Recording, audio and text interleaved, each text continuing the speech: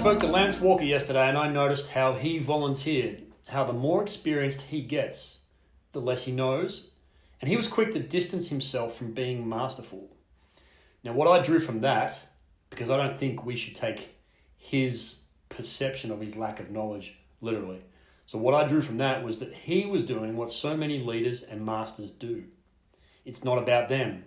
It's about who they're serving and how they can do it better, always. No great leader or master consider themselves great. It's for others to do that.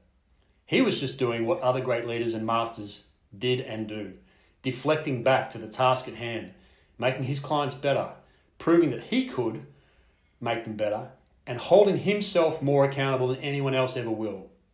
Then I remembered in Dare to Lead by Brené Brown, how managers who don't delegate, the reason that they don't delegate is usually because they don't trust that the person that they're delegating to will ask for help when they get over their head.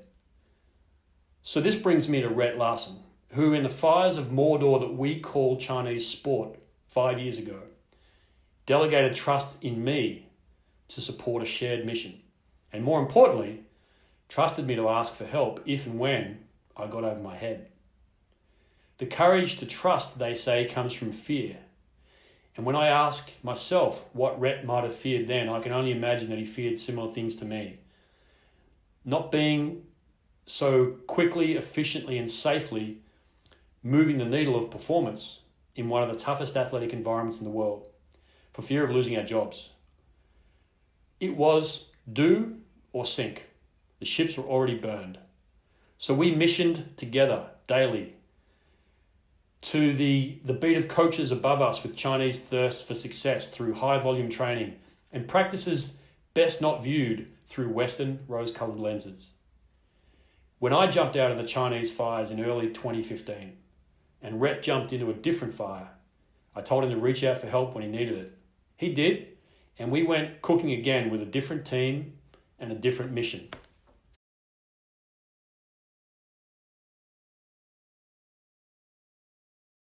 Before I started that mission, I asked the head coach, the great Lung Ping, what was critical to success that she thought I or we could help her with. She simply replied, power and speed. I looked over at Rett, internally rubbing his hands and turning the cogs with glee, for this is what he does. And I knew then that my competitive advantage was to keep as much of the broken talent in Rett's coaching program as much as possible so they could benefit from his power and speed, great programming. We wouldn't lose that World Cup that season because we didn't give the talent to Lung Ping as much as she needed. And they didn't lose it, or the next Olympics, or the next World Cup.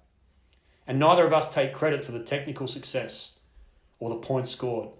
Only the branding iron that we held to ourselves to prepare to perform. Every day was game day, and there were no ordinary moments. We learned a lot. So much that we can't not learn every day how accountable we still have to be, like Lance. So with that in mind, let me introduce Coach Rett Larson as we give you a masterclass on bridging the gap, redesigning your warm-up to increase effectiveness through cooperative strength and physical therapy. Rett, welcome to you. Thank you so much. That's a hell of an intro. I'm not gonna lie, got chills a little bit there. Let's dive in. All right, back in the 50s, some researchers took 40-some college-age athletes, and they put them through this 5-minute thorough warm-up, told them to throw a softball as far as they could. Well, weeks later, these unknowing students were all brought back to the softball field and, without a warm-up this time, offered cold hard cash to throw that softball farther than they had in the previous bout. Zero of the participants were able to collect that cash. And you would think from that and countless other studies in the literature that, of course, warm-ups are an ergogenic aid. Of course they are. We all know that. That's why we all do them. Unfortunately, it's not that simple. the term warm-up, if you even want to call it that, even the term warm-up is a little bit controversial, with a lot of people wanting to call it pre-performance work or movement prep. We'll stick with warm-up for the sake of simplicity.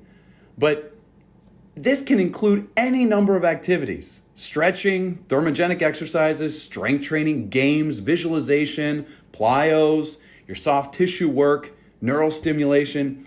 All of these various components have been shuffled and studied in tons of different combinations so many times. And unfortunately, the conclusions are rarely as clear-cut as that 50s softball study I talked about. Not only does the research show that some of these methods used to prepare the athletes for activity appear to have no effect, but some can even hurt athletic performance. So it's really important for coaches to understand all of the available options and what works effectively in their environment. And not to mention how to customize the specific components to each athlete, depending on your individual needs, your sport position, training cycle, or like Greg mentioned, a conversation with your head coach on what she wants to get out of your training.